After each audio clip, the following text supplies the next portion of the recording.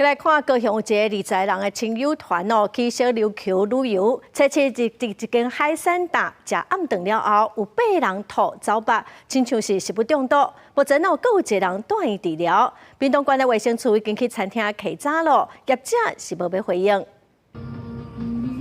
来到屏东县小琉球乡这间海产档，卫生人员详细采检，因为7号暗头有一团20人旅行团到店内食饭了后，陆续出现恶心、吐、腹肚痛等症头。食品中毒案，系为民众至辖内某餐饮业用餐，于餐后出现恶心、呕吐、腹泻等症状，至卫生所就医。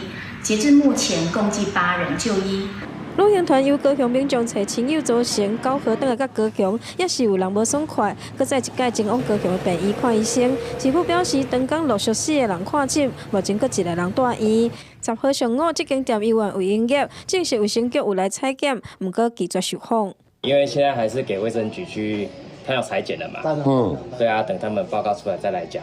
会注意吧，但是我们过来都没有吃到这种，我觉得我们吃的都挺好吃的。部分会不会特别注意？不会，就看到什么吃什么。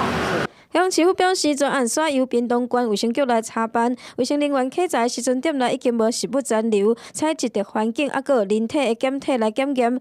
但是一行人伫咧食饭进前嘛有食其他的食物，县府表示检验结果还未出来，无法度认定是海产大所造成，也未开发。记者王刘婷、陈hen坤高雄屏东报道。